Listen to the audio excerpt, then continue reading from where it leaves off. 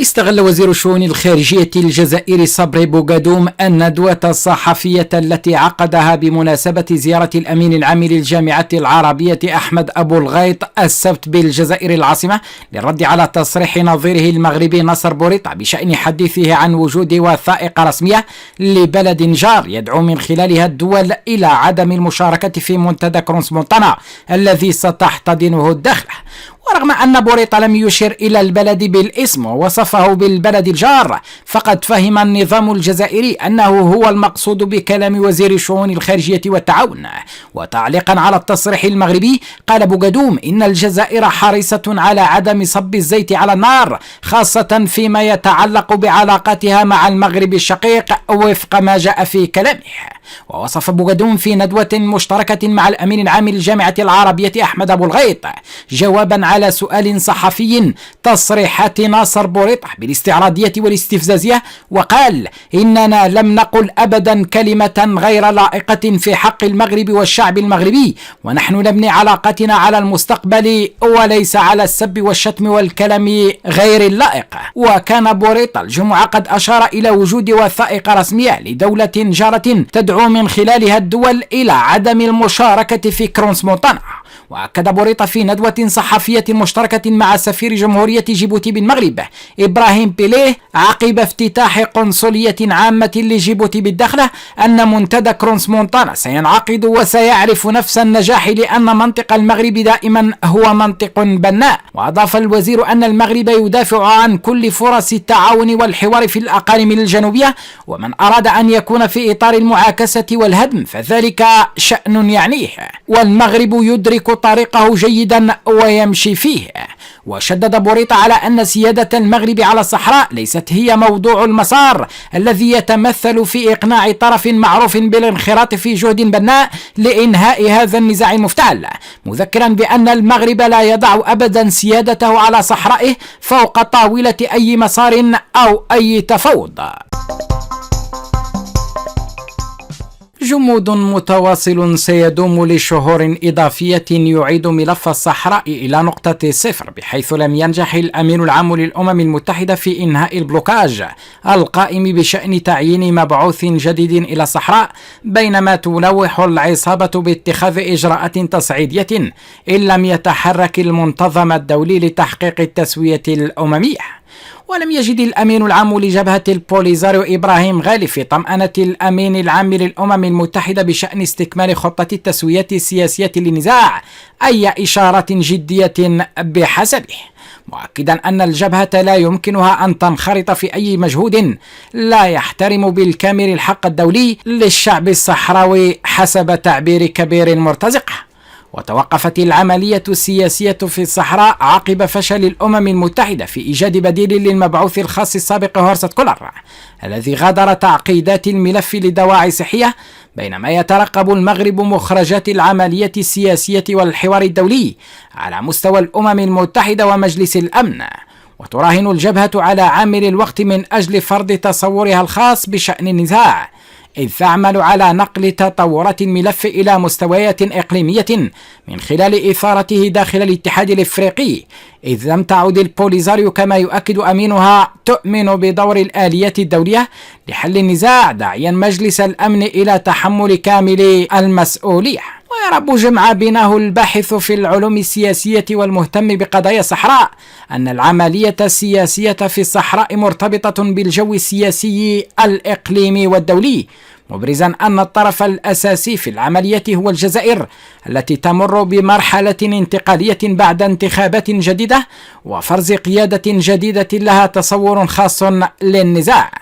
ويضيف بينه في تصريح الإسبريس أن ملف الصحراء لم يصل إلى الباب المسدود كما تدعي ذلك جبهة العصابة، وإنما هناك عمل متواصل من أجل إيجاد حل توافقي للملف ببصمة دولية تقودها الولايات المتحدة الأمريكية، مؤكدا أن التعيين الأممي لمبعوث خاص في الصحراء لن يطول كثيرا. وأوضح الباحث في الشأن الصحراوي أن رهان الاستقرار مطروح بشكل كبير في منطقة الصحراء والساحل،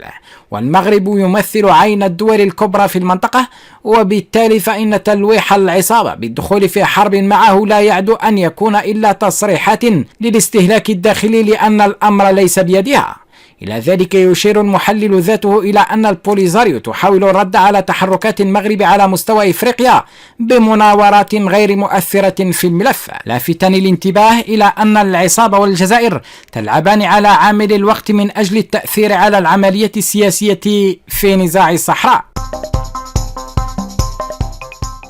يضغط البرلمان الإسباني على حكومة مدريد من أجل اتخاذ موقف صارم ضد ترسيم المغرب لمياهه الإقليمية، إذ نجح في تمرير ملتمس يطالب من خلاله بتبني موقف تصعيدي لمواجهة القوانين المغربية.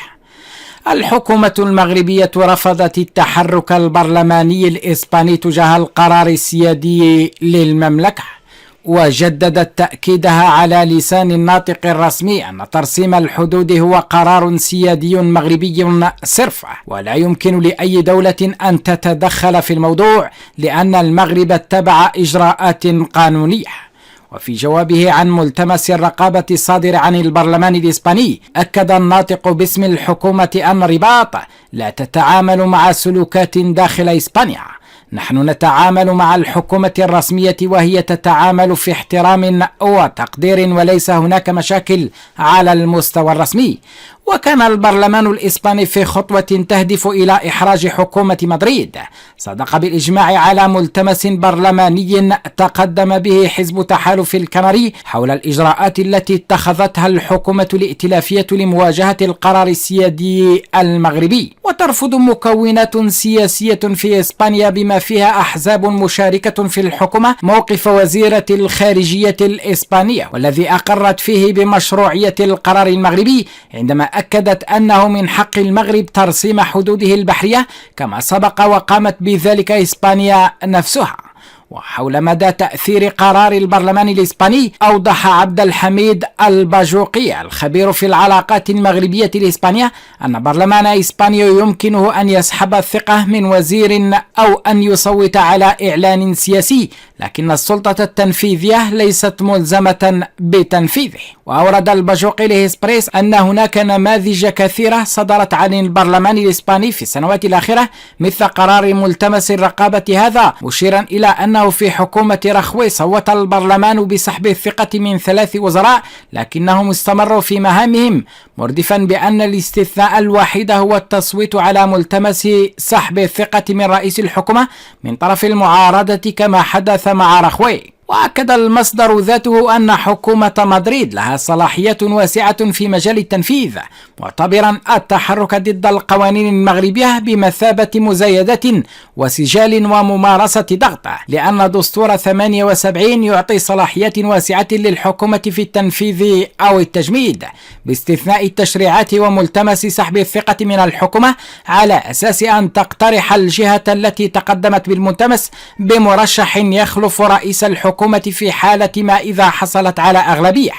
وخلص الخبير في العلاقات بين الرباط ومدريد إلى أن البرلمان الإسباني صوت على العديد من القرارات السياسية وليس التشريعية، وبالضبط منذ عودة الديمقراطية، وأغلبها لم تعرف طريقها إلى التنفيذ.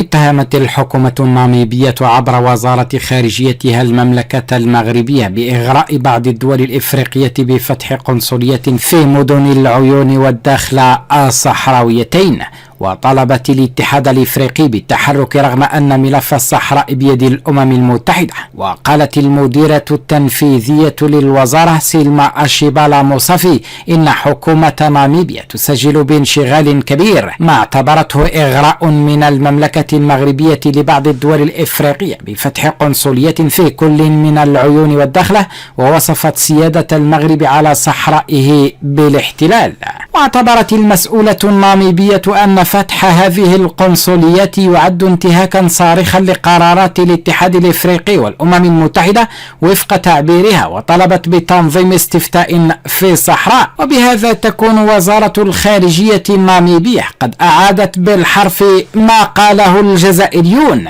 ويأتي التصريح بعد ايام من استقبال الرئيس الناميبي لاحد ممثلي الجبهة الانفصالية في مقر رئاسة الدولة بالعاصمة ويندهوك. وتعتبر ناميبيا من الدول القليلة المتبقية في صف مرتزقة البوليزاريو بعد سلسلة من سحب الاعترافات في عدد من الدول التي كانت ملجأ لقيادات العصابة ومعقلا لتحركاتها. وكانت كوت ديفوار آخر الدول التي قامت بفتح قنصلية لها في العيون في 18 فبراير الجاري، وهي خامس تمثيلية دبلوماسية بالعيون بعد القنصلية العامة لجزر القمر المتحدة التي شرعت في تقديم خدماتها في تجنبر المنصرم، والقنصلية العامة للغابون وساوتومي وبرنسيب وجمهورية افريقيا الوسطى التي دشنت في يناير الماضي.